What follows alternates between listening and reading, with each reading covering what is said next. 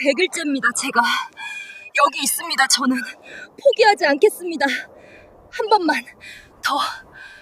깊은 밤, 뒷산 약수터에 달빛만이 희미하게 땅을 비춥니다. 한 여인이 바위 위에 엎드려 있습니다. 박아씨입니다. 온몸이 떨리고 치마는 흙투성이입니다. 무릎에서는 피가 흐르고 손은 거칠게 갈라져 있습니다. 그녀는 절을 올리는데 한 번, 두 번, 100번째입니다. 이마가 차가운 바위에 닿고 눈물이 떨어져 바위 위에 젖어듭니다. 산신령님, 목소리가 떨립니다. 제발, 제발, 바람이 불어 나뭇잎이 바스락거리며 여인의 머리카락이 흩날립니다. 남편을 돌려주십시오. 그녀가 다시 절을 올립니다. 이마에서 피가 배어 나옵니다. 너무 많이 절을 했습니다. 100일 동안 하루도 빠짐없이 손이 떨리더니 이내 온몸에 힘이 빠집니다. 하지만 멈추지 않습니다. 소녀의 이 정성을 받아주십시오. 목소리가 메어집니다. 그녀 앞에는 정화수가 놓여 있습니다. 맑은 물이 달빛에 반짝입니다.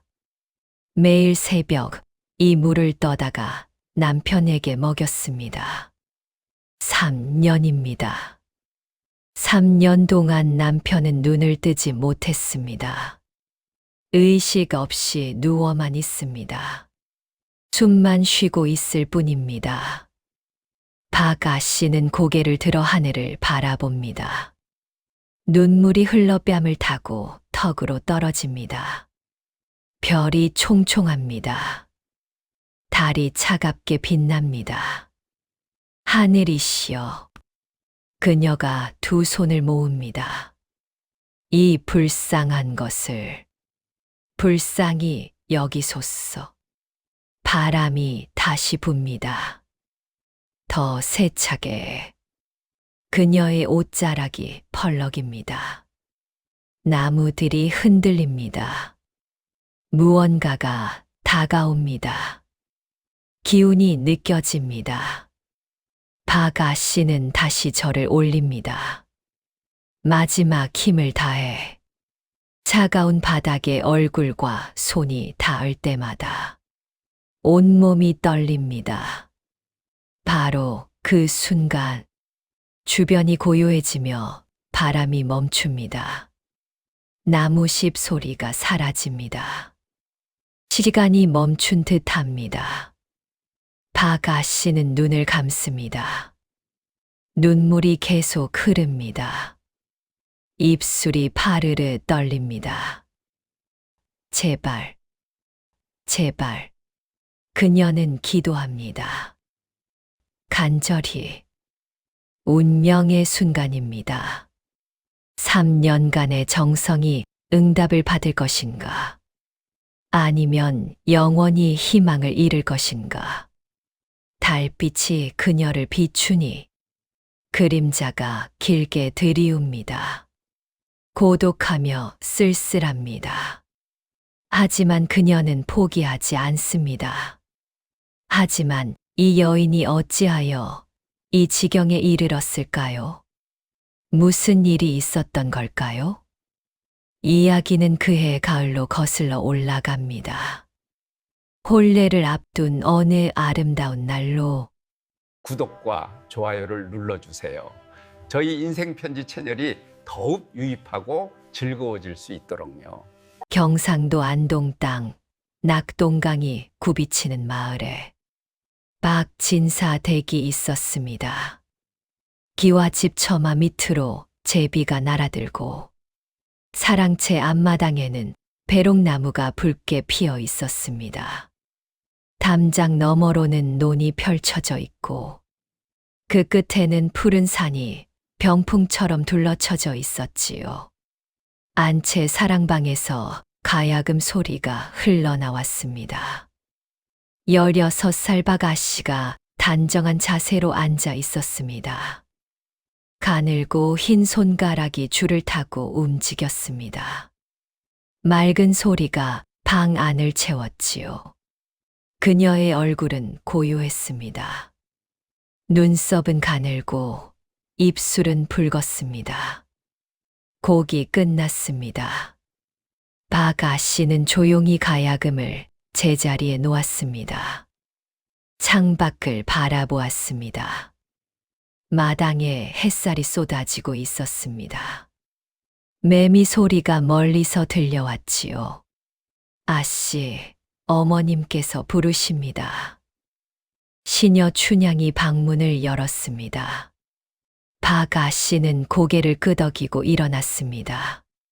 치마를 가볍게 털고 마루로 나섰지요. 안채 대청마루에 어머니가 앉아 있었습니다. 옆에는 아버지 박진사가 있었습니다. 두 분의 표정이 밝았지요. 애야, 이리 와 앉거라. 박아씨는 어머니 앞에 무릎을 꿇고 앉았습니다. 허리를 꼿꼿이 세웠지요. 좋은 소식이 있구나. 이웃 고을 김진사댁에서 혼담을 청해왔다. 어머니의 목소리는 부드러웠습니다. 박아씨는 눈을 내리깔았습니다. 볼이 살짝 붉어졌지요. 김진사댁 도련님은 작년에 진사시에 급제했다. 나이는 21, 학문이 깊고 효성이 지극하다는구나. 아버지가 말을 이었습니다. 사주를 보았더니 천생연분이라 하더구나. 혼례일은 가을 보름으로 정하면 어떻겠느냐? 박아씨는 고개를 숙인 채 조용히 대답했습니다. 부모님 뜻을 따르겠습니다. 어머니가 딸의 손을 잡았습니다. 따뜻했지요. 좋은 인연을 만났구나. 잘 준비하자꾸나. 그날부터 집안이 분주해졌습니다. 안채 사랑방에서는 여인네들이 모여 앉아 바느질을 했습니다. 비단과 무명이 쌓여 있었지요. 색색의 실타래가 굴러다녔습니다. 바늘 끝에서 빛이 반짝였지요.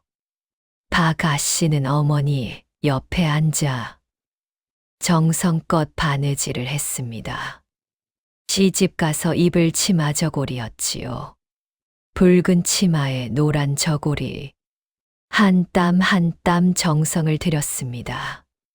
손끝이 아려왔지만 멈추지 않았지요. 서방님께서 입으실 두루마기도 지어야지. 어머니가 말했습니다. 박아씨는 고개를 끄덕였습니다. 손놀림이 더욱 정교해졌지요. 창밖으로 여름이 깊어갔습니다. 매미 소리가 요란했습니다. 해는 뜨겁게 내리쪼았지요. 마당의 배롱나무 꽃은 더욱 붉게 피어났습니다. 어느 날 저녁 박아씨는 홀로 사랑방에 앉아 있었습니다. 창문을 열었습니다. 바람이 들어왔지요. 풀냄새와 흙냄새가 섞여 있었습니다. 하늘에는 별이 총총했습니다. 초승달이 걸려 있었지요. 김진사 도련님은 어떤 분일까? 박아씨는 생각에 잠겼습니다. 얼굴은 어떨까? 목소리는 어떨까? 성품은 어떨까? 궁금했지만 물어볼 수 없었지요. 혼례 날 처음 만나게 될 것입니다. 가슴이 두근거렸습니다. 설렘인지 두려움인지 알 수 없었지요. 이웃 고을 김진사 댁도 분주했습니다. 사랑채가 새로 단장되었습니다. 벽지가 새 것으로 바뀌고 마루가 깨끗이 닦였지요.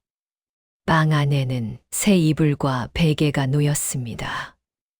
김진사의 아들은 21살의 청년이었습니다. 키가 훤칠하고 어깨가 넓었지요. 얼굴은 준수했습니다. 눈빛은 또렷했지요. 그는 서재에 앉아 책을 읽고 있었습니다. 사서삼경과 역사서가 책상에 쌓여 있었지요. 붓을 들어 글을 썼습니다. 필체가 힘차고 정갈했지요. 도련님, 혼례 준비는 잘 되어 가십니까? 하인이 물었습니다. 그러하네. 아버님께서 모든 것을 준비해 주시니 나는 학문에만 정진하면 되겠지. 청년의 목소리는 차분했습니다. 신부님은 어떤 분이신지 궁금하지 않으십니까? 하인이 웃으며 물었습니다. 청년도 미소를 지었습니다. 효녀이자 제녀라 들었네. 가야금도 잘 타고 바느질도 능하다던데. 좋은 인연일 것이네. 그는 다시 책을 펼쳤습니다. 하지만 글자가 눈에 들어오지 않았지요. 자꾸 신부 생각이 났습니다. 여름이 가고 가을이 왔습니다. 들판은 황금빛으로 물들었습니다. 벼가 익었지요. 바람이 불면 이삭이 일렁였습니다. 공기는 선선했습니다. 하늘은 높고 푸르렀지요. 박진사댁 마당에는 감나무가 있었습니다. 감이 주렁주렁 매달려 있었지요. 붉게 익어갔습니다. 까치가 날아와 쪼아 먹었지요. 박아씨는 안채에서 마지막 준비를 하고 있었습니다. 혼수가 거의 다 갖춰졌지요. 치마저고리, 두루마기, 버선, 이불, 베개에 모두 정성껏 지은 것들이었습니다. 이제 보름만 지나면 혼례로구나. 어머니가 딸의 머리를 쓰다듬었습니다. 시집 가서도 효도하고 시부모님 잘 모시고 남편 잘 받들어야 한다. 예, 어머니. 박아씨는 고개를 숙였습니다. 눈가가 촉촉해졌지요. 어머니 곁을 떠나는 것이 아쉬웠습니다. 울지 마라. 좋은 날인데. 어머니가 딸을 끌어안았습니다. 따뜻했지요. 보름을 앞둔 어느 날 저녁, 박아씨는 마당에 나와 있었습니다. 하늘을 올려다보았지요. 별이 쏟아질 듯 빛났습니다. 달은 아직 차지 않았지요. 며칠 후면 보름달이 뜰 것입니다.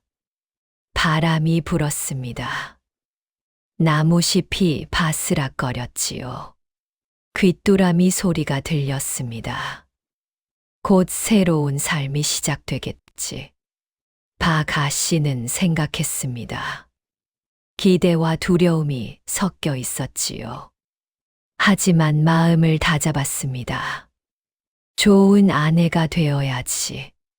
시부모님 잘 모시고 남편께 정성을 다해야지.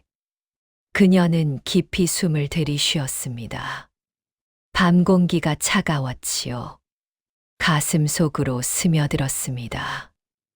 멀리서 개 짖는 소리가 들렸습니다. 누군가의 집에서 불빛이 새어 나왔지요. 평화로운 밤이었습니다. 하지만 박아씨는 알지 못했습니다. 며칠 후 혼례 당일 아침에 믿기 힘든 일이 벌어질 것을, 그녀의 인생이 완전히 달라질 것을, 그 모든 시련 속에서 그녀가 보여줄 정성이 세상을 감동시킬 것을. 박아씨는 고개를 들어 다시 하늘을 바라보았습니다. 별이 반짝이고 있었습니다. 고요하고 아름다웠습니다. 드디어 혼례 당일이 밝았습니다. 가을 보름, 하늘은 맑고 청명했지요. 구름 한 점 없이 푸른 하늘이 펼쳐져 있었습니다. 아침 햇살이 따스하게 대지를 비추고 있었고, 바람은 시원하게 불어왔습니다. 혼례를 치르기에 더없이 좋은 날씨였지요. 김진사댁은 이른 새벽부터 분주하게 움직이고 있었습니다. 하인들은 마당을 깨끗이 쓸고 대문에 금줄을 쳤습니다. 여종들은 부엌에서 음식을 준비했고 혼례상을 차리느라 바빴습니다. 온 집안에 기쁨이 가득했지요. 오늘 드디어 귀한 며느리를 맞이하는 날이었으니까요. 사랑채에서는 김진사의 아들이 새벽부터 잠을 설치고 있었습니다. 설렘과 긴장으로 가슴이 두근거렸지요. 몇 번이나 뒤척이다가 결국 일찍 일어났습니다. 창문을 열고 밖을 내다보았습니다. 동쪽 하늘이 붉게 물들고 있었지요. 오늘이구나. 드디어 신부님을 뵙게 되는구나. 그는 깊이 숨을 들이쉬었습니다. 신선한 공기가 가슴 속으로 들어왔습니다. 기분이 좋았지요. 사랑채 문을 열고 밖으로 나왔습니다. 마당을 천천히 걸었습니다. 사랑채 뒤편에 있는 감나무가 눈에 들어왔습니다. 주렁주렁 매달린 붉은 감들이 아침 햇살을 받아 반짝이고 있었지요. 크고 탐스러웠습니다. 보기만 해도 입에 침이 고였습니다. 아, 저 감이 참 좋구나. 신부님께 드리면 좋아하시겠지. 가벼운 마음이었습니다. 별 생각 없이 감나무로 다가갔지요. 평소에도 자주 올라가던 나무였습니다. 익숙했습니다. 손을 뻗어 굵은 가지를 붙잡았습니다. 하나, 둘, 발을 디디며 올라갔습니다. 그리 높지 않은 나무였지만 가장 크고 붉은 감은 위쪽 가지에 매달려 있었습니다. 조금만 더 올라가면 될 것 같았지요. 그는 한 발씩 조심스럽게 올라갔습니다. 저기다. 저 감을 따야지. 손을 뻗었습니다. 조금만 더. 발끝으로 서서 손을 뻗었습니다. 바로 그 순간이었습니다. 발을 딛고 있던 가지가 뚝 소리를 내며 부러졌습니다. 아트. 짧은 비명. 몸이 균형을 잃었습니다. 공중으로 떠올랐습니다. 시간이 천천히 흐르는 것 같았습니다. 하늘이 보였습니다. 파랗고 맑았습니다. 그리고 쿵. 등이 땅에 부딪혔습니다. 그 순간 머리가 바위에 세게 부딪혔지요. 날카로운 통증이 머리를 관통했습니다. 눈앞이 하얗게 변했습니다. 귀에서 윙 소리가 났습니다. 그리고 모든 것이 어두워졌습니다. 의식이 사라졌습니다. 도련님. 마당을 쓸던 하인의 비명이 터져 나왔습니다. 빗자루를 내던지고 달려왔지요. 다른 하인들도 우르르 몰려왔습니다. 도련님, 도련님. 김진사의 아들은 땅바닥에 쓰러져 있었습니다. 미동도 하지 않았지요. 머리에서는 붉은 피가 흘러내리고 있었습니다. 얼굴은 창백했습니다. 눈은 감겨 있었습니다. 어서 주인 어른을 모셔와라. 나이 든 하인이 소리쳤습니다. 급히 김 진사 어른이 달려왔습니다. 부인도 함께였지요. 아들의 모습을 본 부인은 비명을 질렀습니다. 아니, 이게 무슨 일이냐, 도련님. 부인은 아들에게 달려가 몸을 흔들었습니다. 하지만 아들은 반응이 없었지요. 김 진사는 창백한 얼굴로 아들의 맥을 짚어보았습니다. 맥은 뛰고 있었습니다. 아직 숨은 붙어 있었지요. 어서 도련님을 안채로 모셔라. 그리고 급히 약방 주인을 불러오너라. 하인들이 조심스럽게 도련님을 들어 올렸습니다. 안채로 옮겼지요. 부드러운 이불 위에 눕혔습니다. 부인은 아들 곁에 앉아 눈물을 흘렸습니다. 곧 마을에서 가장 의술이 뛰어난 노 약방 주인이 달려왔습니다. 허겁지겁 뛰어와 숨을 헐떡이고 있었지요. 급히 도련님의 상태를 살폈습니다. 맥을 짚어보았습니다. 눈꺼풀을 들춰 눈을 확인했습니다. 머리의 상처를 자세히 살폈습니다. 침을 놓아보았습니다. 한참을 진찰하던 약방 주인의 얼굴이 점점 어두워졌습니다. 김 진사 부부는 조바심을 내며 기다렸지요. 마침내 약방 주인이 깊은 한숨을 내쉬며 입을 열었습니다. 숨은 붙어 있습니다. 하지만 뭡니까? 어서 말씀하시오. 김 진사가 다급하게 물었습니다. 머리를 심하게 다쳤습니다. 뇌를 다친 것 같습니다. 언제 깨어날지 기약할 수 없습니다. 그 말에 부인이 그 자리에 주저앉았습니다. 아니, 그게 무슨, 오늘이 혼례날인데 어찌 이런 일이.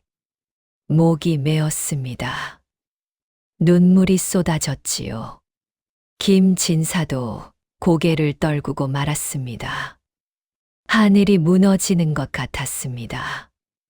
약방 주인은 최선을 다했습니다. 상처를 소독하고 약을 발랐지요. 지혈을 했습니다. 정신을 차리게 하는 침을 여러 곳에 놓았습니다. 약을 달여 입에 넣어 주었습니다. 하지만 도련님은 꿈쩍도 하지 않았습니다. 눈을 뜨지 않았습니다. 말도 하지 않았습니다. 그저 가느다란 숨만 쉬고 있었지요. 혼례를 불과 몇 시간 앞둔 시각이었습니다. 김 진사는 급히 하인을 불렀습니다. 어서 박 진사 댁으로 달려가거라. 신랑이 크게 다쳐 혼례를 치를 수 없게 되었다고 전하거라. 하인이 급히 달려갔습니다. 박 진사 댁에서는 박 아씨가 이미 혼례복을 입고 있었습니다. 붉은 치마에 노란 저고리, 화려한 족도리까지 쓴 상태였지요. 어머니와 시녀들이 마지막 손질을 하고 있었습니다. 우리 딸 정말 아름답구나. 어머니가 눈물을 글썽이며 말했습니다. 박 아씨도 눈시울이 붉어졌지요. 곧 친정을 떠나 시댁으로 가야 했습니다. 가슴이 두근거렸습니다. 바로 그때였습니다. 밖에서 급한 발소리가 들렸습니다. 대문이 벌컥 열렸지요. 김 진사 댁 하인이 헐떡이며 뛰어들어왔습니다. 박 진사 어른, 큰일입니다. 박 진사가 놀라 나왔습니다.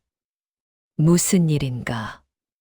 신랑 도련님이 감나무에서 떨어져 머리를 크게 다쳤습니다. 의식을 잃으셨습니다. 혼례를 치를 수 없게 되었습니다. 그 말에 박진사 댁이 발칵 뒤집혔습니다. 박진사는 얼굴이 새하얗게 질렸지요. 부인은 비명을 질렀습니다. 안채로 달려갔습니다. 딸에게 이 소식을 전해야 했습니다. 애야, 어머니가 떨리는 목소리로 말했습니다. 큰일이 났구나. 신랑이 크게 다쳤단다. 의식을 잃었다는구나. 박 아씨는 얼어붙었습니다. 손이 떨렸습니다. 얼굴이 창백해졌습니다. 어머니, 그게 무슨 말이 나오지 않았습니다. 어머니가 딸을 끌어안았습니다. 이것이 무슨 하늘의 뜻이란 말이냐. 혼사는 파해야 할 것 같구나. 눈물이 흘렀습니다. 그런데 박 아씨는 말없이 고개를 숙이고 있었습니다. 눈물이 떨어졌지요. 화려한 혼례복 위로 눈물이 똑똑 떨어졌습니다. 마음속에서는 무언가가 끓어오르고 있었습니다. 이럴 수가. 오늘이 혼례 날인데. 하지만 동시에 다른 생각이 들었습니다. 신랑이 다쳤다면 지금 누가 곁에 있을까? 누가 돌보고 있을까? 가슴이 답답했습니다. 박 아씨는 천천히 고개를 들었습니다.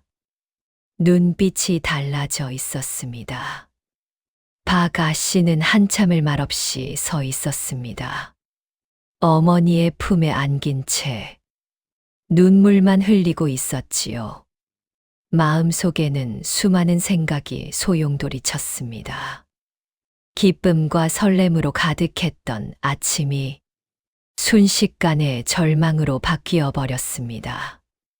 마치 맑던 하늘에 갑자기 먹구름이 몰려오는 것 같았지요. 신랑이 다쳤다니 얼마나 아프실까, 얼마나 무서우실까. 그런 생각이 들면서 마음이 더욱 복잡해졌습니다.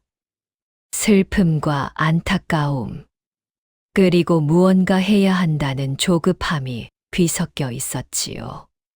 박진사가 사랑채로 들어왔습니다. 표정이 굳어 있었습니다.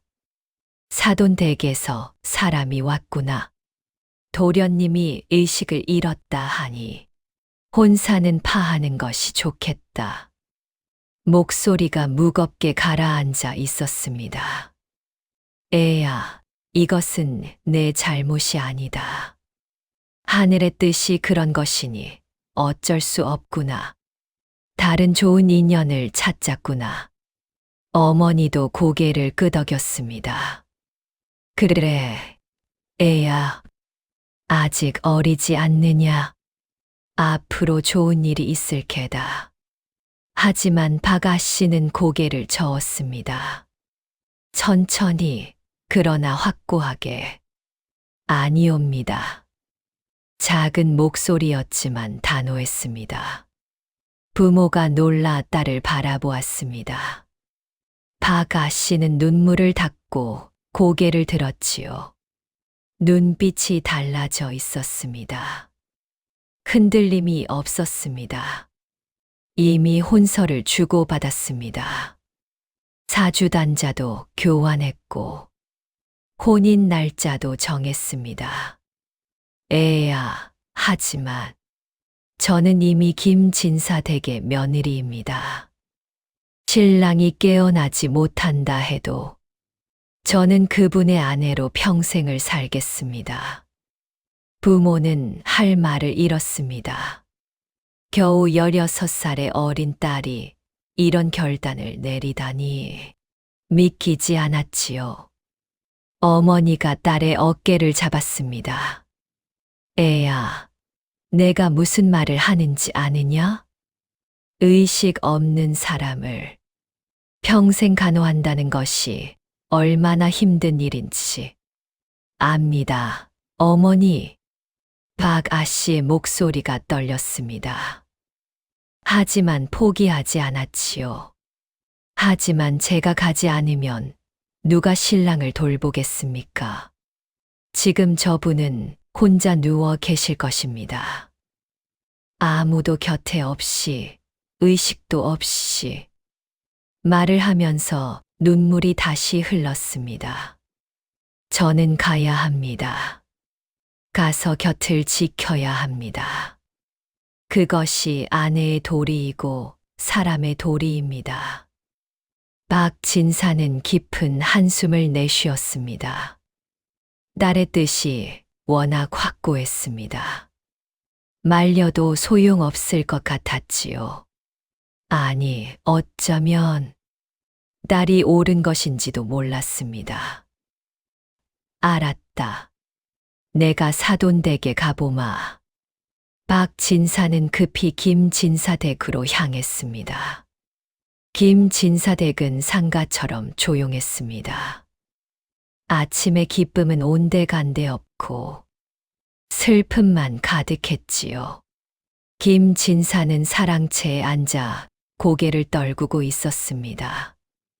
부인은 안채에서 아들 곁을 지키며 울고 있었습니다. 박진사가 도착했습니다.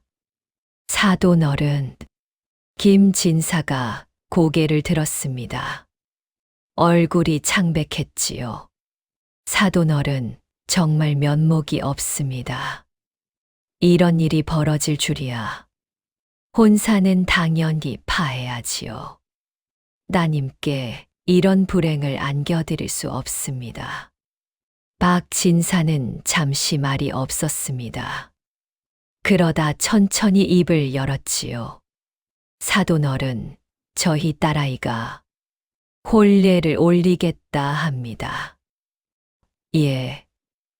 김진사가 깜짝 놀라 얼굴을 들었습니다.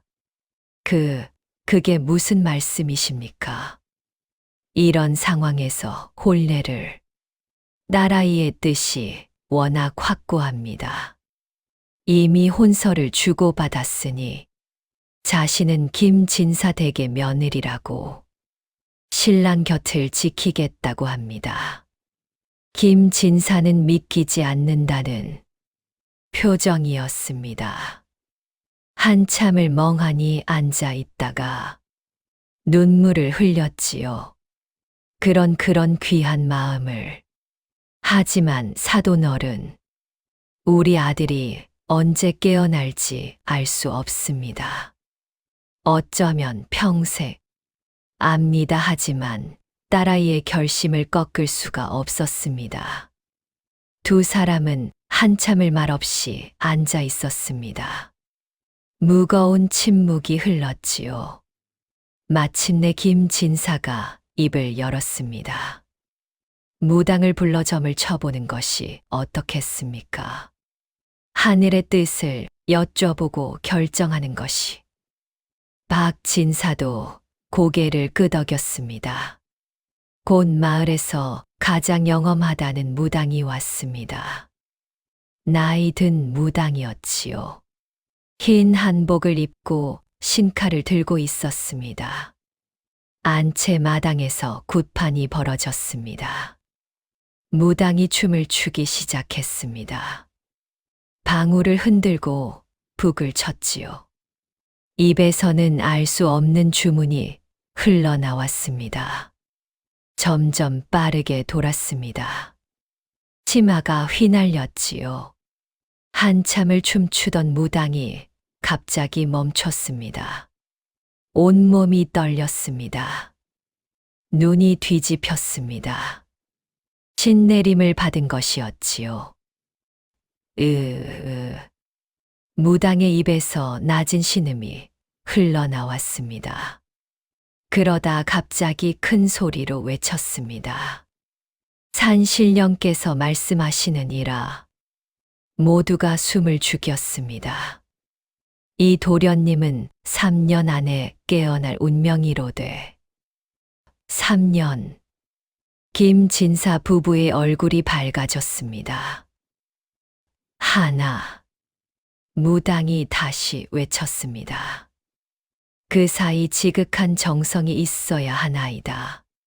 곁에서 정성으로 간호하는 이가 있다면 반드시 눈을 뜰 것이나 그렇지 않으면 영영 돌아오지 못할 것이옵니다.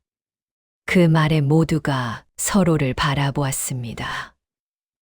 정성, 간호. 박진사가 먼저 입을 열었습니다. 저희 딸이 그 정성을 다하겠다고 합니다. 김진사 부인이 박진사에게 달려와 손을 잡았습니다. 사돈어른, 정말입니까? 정말 따님께서 우리 아들을. 눈물이 쏟아졌습니다. 결국 약식으로 남아 혼례를 치르기로 결정했습니다. 성대한 잔치는 없었습니다. 음악도 없었지요. 다만 두 집안 어른들과 가까운 친척 몇 명만 모였습니다. 박 아씨는 붉은 혼례복을 입고 가마에 올랐습니다. 족두리를 쓰고 연지곤치를 찍었지요. 하지만 얼굴에는 웃음이 없었습니다. 눈은 붉게 부어 있었습니다. 가마가 출발했습니다. 천천히, 조용히 마을 사람들이 창문 틈으로 이 모습을 지켜보았습니다. 눈물을 흘리는 이들이 많았지요. 저 어린 아씨가 저런 결단을 하다니 정말 기특한 마음씨로구먼. 하늘이 저 아씨를 도우실게야. 수군거림이 이어졌습니다.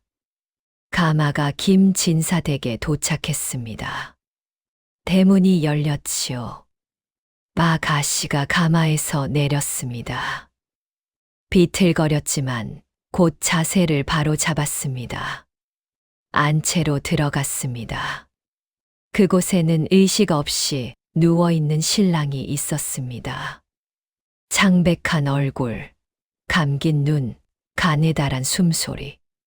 박 아씨는 신랑 곁에 무릎을 꿇고 앉았습니다. 손이 떨렸습니다. 천천히 손을 뻗어 신랑의 손을 잡았습니다. 차가웠습니다. 서방님, 작은 목소리로 불렀습니다. 제가 왔습니다. 이제부터 평생 서방님 곁을 지키겠습니다. 눈물이 떨어졌습니다. 신랑의 손 위로 뚝뚝 떨어졌지요. 약방 주인의 도움으로 간단한 의식이 치러졌습니다. 신랑의 손에 신부의 손을 얹었습니다. 절을 올렸지요. 패백도 올렸습니다. 박 아씨는 시부모님께 큰 절을 올렸습니다. 대추와 밤을 올렸지요. 시어머니는 며느리를 끌어안고 목 놓아 울었습니다. 며느리야, 고맙구나. 정말 고맙구나. 너무 힘들면 언제든 친정으로 돌아가거라. 박 아씨는 고개를 저었습니다. 아니옵니다, 어머니. 이곳이 이제 제 집입니다. 서방님이 깨어나실 때까지, 아니, 평생토록 이곳에서 살겠습니다. 목소리는 작았지만 단호했습니다.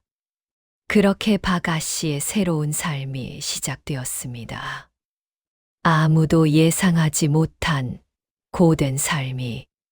하지만 그녀는 준비되어 있었습니다. 마음을 굳게 먹었지요. 무슨 일이 있어도 견뎌내겠어. 서방님을 반드시 깨우겠어. 밤이 깊어갔습니다. 박 아씨는 의식 없는 남편 곁에 앉아 있었습니다. 손을 꼭 잡은 채 긴 여정이 시작되었습니다. 첫날 밤이 지나고 아침이 밝았습니다. 박 아씨는 첫 딸기 울기 전에 일어났습니다. 몸이 무거웠지요. 하룻밤 내내 제대로 잠을 자지 못했습니다. 남편의 상태가 걱정되어 몇 번이나 깼습니다. 세수를 했습니다. 찬물로 얼굴을 씻으니 정신이 조금 들었지요. 남편은 여전히 누워 있었습니다. 눈을 감은 채 가느다란 숨소리만 들렸습니다. 박 아씨는 무릎을 꿇고 앉았습니다. 따뜻한 물에 수건을 적셔 남편의 얼굴을 닦아주었지요. 조심스럽게, 부드럽게, 이마, 뺨, 턱, 손도 닦아주었습니다. 서방님, 좋은 아침입니다. 대답은 없었습니다. 당연했지요. 하지만 박 아씨는 멈추지 않았습니다. 1년이 흘렀습니다. 박 아씨의 일과는 한결같았습니다. 새벽에 일어나 남편을 돌보고, 약을 다리고, 시부모를 모시고 집안일을 했지요. 저녁이 되면 다시 남편을 간호했습니다. 마을 사람들은 처음에 수군거렸습니다. 저 젊은 아씨가 얼마나 버티려나. 불쌍한 처지로구먼. 곧 포기하고 친정으로 돌아가겠지. 하지만 한 달이 지나고 석 달이 지나고 1년이 지나도 박 아씨는 변함이 없었습니다. 어느 날 시어머니가 며느리를 불렀습니다. 며느리야, 이리 와 앉거라.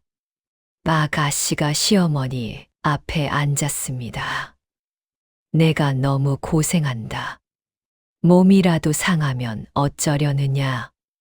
괜찮습니다, 어머니. 아니다. 내가 아직 어리지 않느냐. 이렇게 평생을 보낼 수는 없다. 시어머니의 목소리가 떨렸습니다. 친정으로 돌아가거라. 내 인생을 이렇게 허비할 수는 없다다. 박 아씨는 고개를 저었습니다. 어머님, 저는 이곳이 제 집입니다. 서방님 곁이 제 자리입니다. 하지만 어머님, 박 아씨가 시어머니의 손을 잡았습니다. 저는 괜찮습니다. 힘들지 않습니다.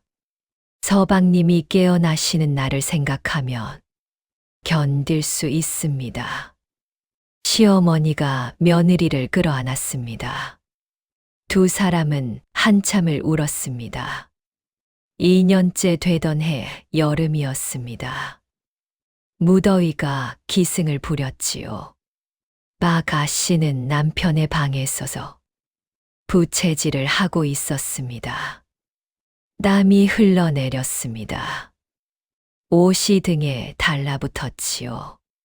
그때 친정 어머니가 찾아왔습니다. 애야.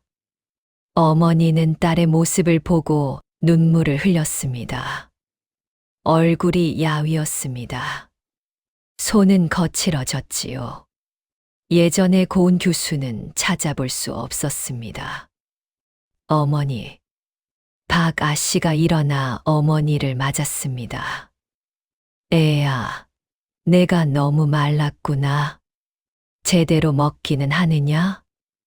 예, 어머니. 걱정 마세요. 걱정을 얻지 마느냐? 어머니의 목소리가 높아졌습니다. 2년이 넘도록 이런 고생을 하다니. 내 아버지도 나도 더 이상 못 보겠다. 어머니, 집으로 돌아가자. 이제 그만하자. 내가 할 만큼 했다. 아무도 너를 탓하지 않을 것이다. 박 아씨는 고개를 저었습니다. 어머니, 저는 갈 수 없습니다. 왜 이렇게 고집을 부리느냐? 어머니가 소리쳤습니다. 내 인생은 어떻게 하려고? 이렇게 젊은 나이에 평생을 과부로 살 셈이냐? 어머니, 박 아씨의 목소리는 차분했습니다. 서방님은 깨어나실 겁니다. 무당도 3년 안에 깨어난다 했습니다. 이제 1년만 더 견디면 됩니다. 그게 확실하냐? 무당의 말을 어찌 믿느냐? 믿습니다. 박 아씨가 단호하게 말했습니다. 저는 믿습니다. 그리고 제가 정성을 다하면 서방님은 반드시 깨어나실 겁니다. 어머니는 더 이상 말하지 못했습니다. 딸의 눈빛을 보았지요. 흔들림이 없었습니다. 결연했습니다. 애야. 어머니가 딸을 끌어안았습니다. 내가 정말 대단하구나. 두 사람은 한참을 그렇게 있었습니다. 석 달이 지났을 무렵, 박 아씨는 뒷산 약수터를 알게 되었습니다. 그 약수는 영험하다 하네. 산신령이 계신다고들 하지. 마을 어른이 말했습니다. 그날부터 박 아씨는 매일 새벽산에 올라갔습니다. 해가 뜨기 전 어둠이 채 가시지 않은 시간에 가파른 산길을 올랐지요. 숨이 찼습니다. 다리가 후들거렸습니다. 하지만 멈추지 않았습니다. 약수터에 도착하면 먼저 절을 올렸습니다. 산신령님, 제 남편이 하루빨리 깨어날 수 있도록 도와주십시오. 정성껏 절을 올리고 약수를 떠왔습니다. 집으로 돌아와 남편에게 먹였지요. 겨울이 왔습니다. 눈이 내렸습니다. 산길은 미끄러웠지요. 어느 날은 넘어져 무릎이 까졌습니다. 피가 났습니다.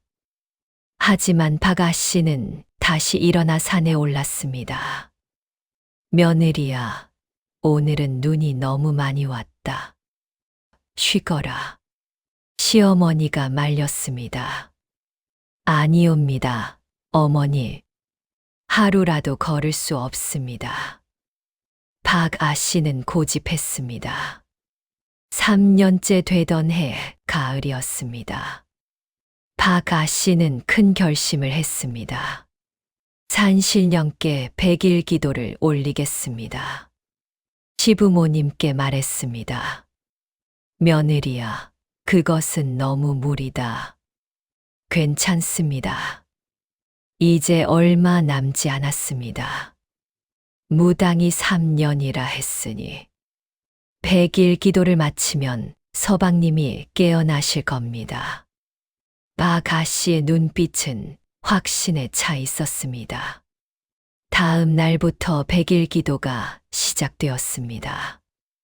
매일 새벽 박 아씨는 산에 올라갔습니다. 약수터에서 100번의 절을 올렸지요. 무릎이 까졌습니다. 손이 부르텄습니다. 이마에서 피가 났습니다. 하지만 멈추지 않았습니다.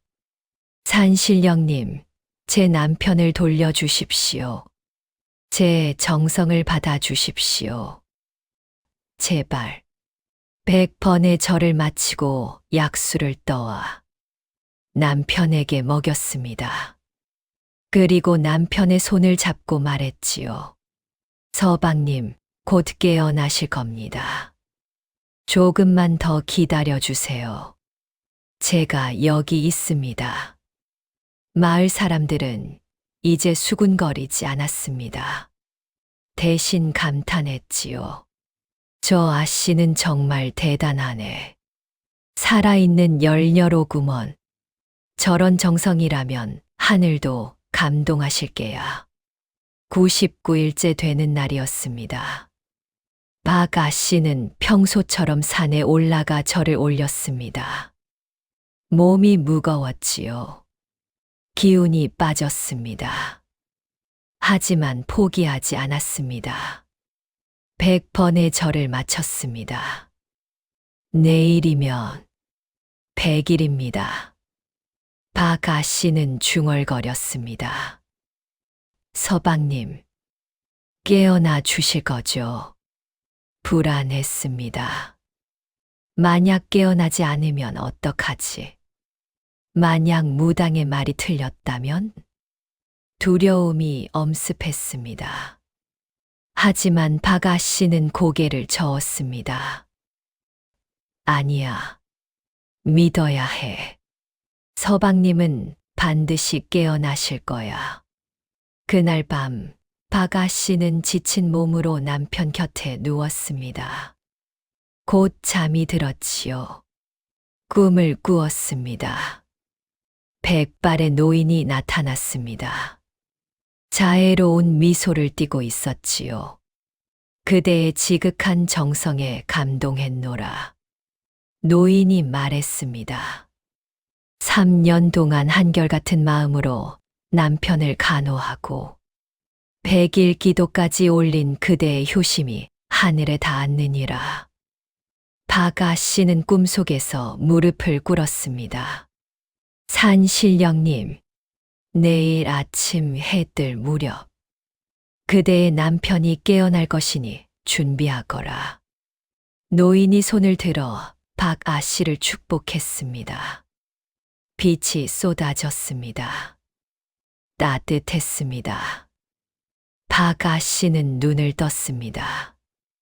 꿈이었습니다. 하지만 너무나 생생했지요. 가슴이 두근거렸습니다. 정말일까? 정말 내일 서방님이 깨어나실까? 박 아씨는 남편의 손을 꼭 잡았습니다. 서방님 내일 깨어나 주세요. 눈물이 흘렀습니다. 밤은 깊어갔습니다. 100일째 되는 날이 곧 밝아올 것입니다. 100일째 되는 날 새벽이 밝았습니다. 박 아씨는 여느 때처럼 첫 딸기 울기 전에 일어났습니다. 어젯밤 꿈이 생생했지요. 산신령의 말씀이 귓가에 맴돌았습니다. 해 뜰 무렵 남편이 깨어날 것이니 가슴이 두근거렸습니다. 혹시 정말로? 아니면 그저 간절한 마음이 만들어낸 꿈일까? 알 수 없었습니다. 하지만 희망을 버릴 수는 없었지요. 세수를 하고 옷을 갈아입었습니다. 평소보다 더 정갈하게 차려입었습니다. 머리를 단정히 빗고 비녀를 꽂았지요. 혹시 모를 일이었으니까요. 산에 올라갔습니다. 마지막 100일 기도를 올리러. 어둠이 아직 가시지 않은 시간이었지만 발걸음은 가벼웠습니다. 오늘로 100일 기도가 끝납니다. 3년의 긴 여정도 끝나는 것입니다. 약수터에 도착했습니다. 무릎을 꿇었습니다. 절을 올리기 시작했습니다. 하나, 둘, 셋. 100번의 절을 모두 마쳤습니다. 마지막 절을 올릴 때는 눈물이 흘렀지요.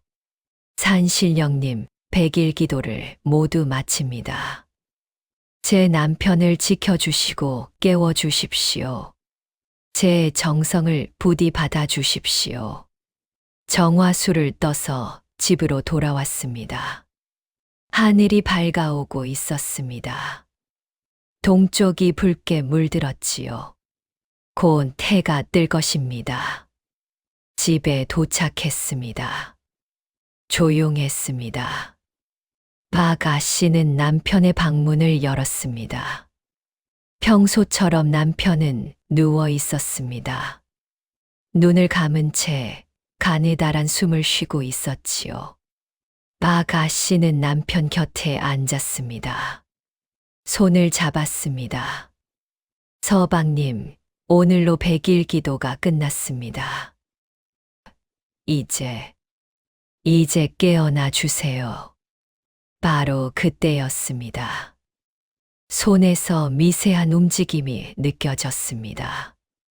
박 씨는 숨을 멈췄습니다. 착각일까? 다시 한 번 느껴졌습니다. 손가락이 움직였습니다.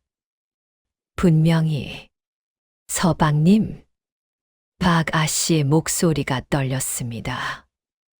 남편의 눈꺼풀이 떨리기 시작했습니다. 천천히, 아주 천천히, 그리고 눈이 떠졌습니다.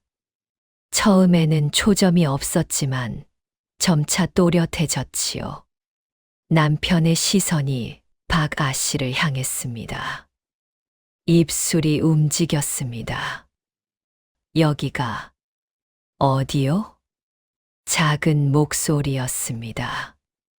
하지만 분명한 목소리였지요. 박 씨는 믿을 수 없었습니다. 눈물이 쏟아졌습니다. 기쁨의 눈물이었습니다. 서방님, 서방님. 손을 꼭 잡았습니다. 따뜻해지고 있었습니다. 당신은 누구시오? 남편이 물었습니다. 혼란스러운 표정이었지요. 저는 서방님의 아내입니다. 박 씨입니다. 박 씨는 울면서 대답했습니다. 급히 방문을 열고 밖으로 나갔습니다. 어머님, 아버님, 서방님이 깨어나셨습니다. 집안이 발칵 뒤집혔습니다. 시간이 지나면서 남편은 조금씩 회복되었습니다. 처음에는 몸을 가누기 힘들어 했지요. 3년 동안 누워만 있었으니 근육이 약해진 것은 당연했습니다. 박 씨는 정성껏 간호했습니다. 약을 다려 먹이고 손발을 주물러주고 걷는 연습을 도왔지요. 남편은 3년간의 기억이 전혀 없었습니다. 감나무에서 떨어진 것도, 혼례를 올린 것도, 그 사이의 일도 모두 기억하지 못했지요. 시부모님과 박 씨가 지난 일을 들려주었습니다. 혼례 당일 아침에 사고, 혼수 상태에 빠진 것, 그럼에도 박 씨가 혼례를 고집한 것, 3년 동안 밤낮으로 간호한 것, 매일 산에 올라 기도한 것, 100일 기도까지 올린 것, 이야기를 들으면서 남편의 눈에서 눈물이 흘러내렸습니다.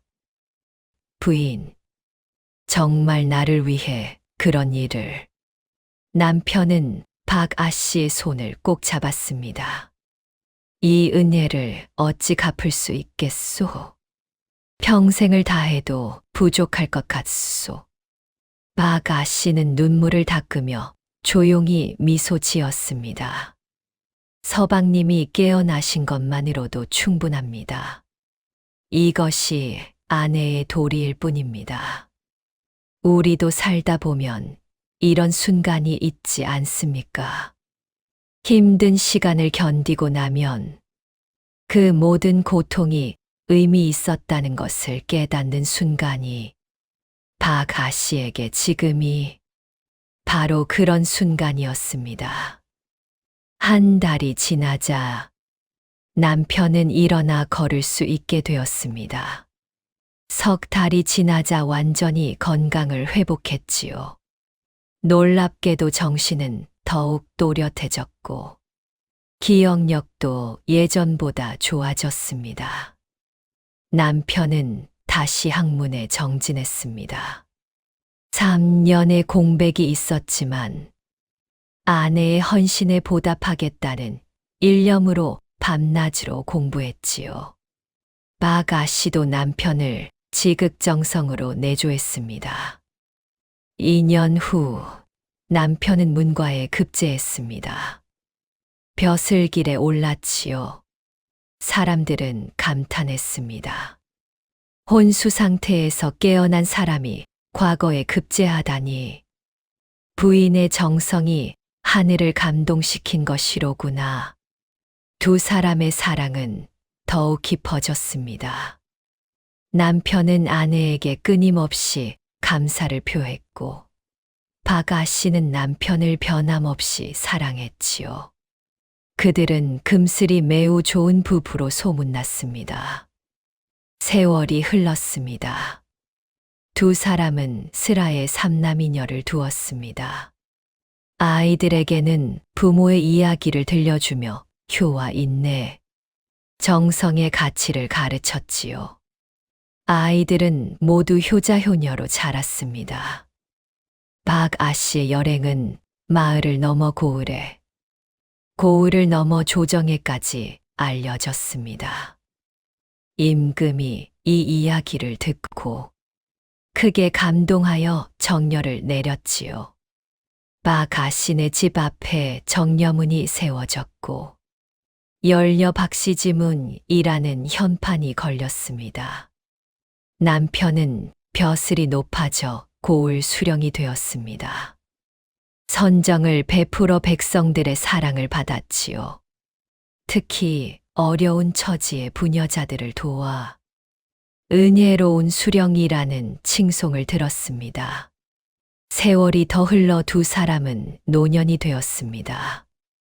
어느 가을날 저녁, 두 사람은 마루에 앉아 있었습니다. 석양이 지고 있었지요. 하늘이 붉게 물들었습니다.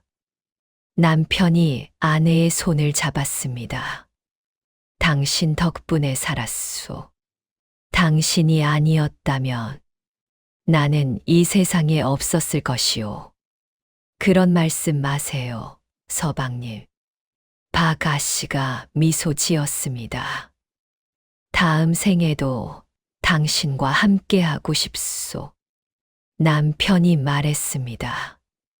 저도 다음 생에도 서방님의 아내가 되고 싶습니다. 박 아씨가 대답했습니다. 두 사람은 손을 맞잡고 석양을 바라보았습니다. 마당에는 감나무가 서 있었습니다. 그 옛날 남편이 떨어졌던 바로 그 나무였지요. 이제는 더 크게 자라 주렁주렁 감이 열려 있었습니다. 붉은 감들이 석양을 받아 반짝이고 있었습니다. 아름다웠습니다. 마을 사람들은 대대로 이 이야기를 전했습니다. 진정한 사랑과 정성은 하늘도 감동시킨다.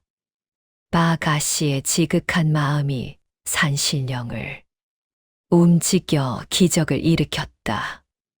우리도 저런 정성으로 살아야 한다. 이 이야기는 오랫동안 회자되며 효와 열, 정성과 보은의 교훈을 전하는 귀감이 되었습니다. 때로는 삶이 우리에게 가혹한 시련을 줍니다. 하지만 포기하지 않고 정성을 다한다면 반드시 좋은 결실을 맺게 됩니다. 박 아씨가 그것을 증명했지요. 진정한 사랑은 쉬운 것이 아닙니다. 인내가 필요합니다. 희생이 필요합니다. 변함없는 마음이 필요합니다. 하지만 그런 사랑은 기적을 만들어냅니다. 박 아씨와 김진사의 이야기가 바로 그것을 보여줍니다. 하늘은 정성을 다하는 사람을 결코 저버리지 않습니다.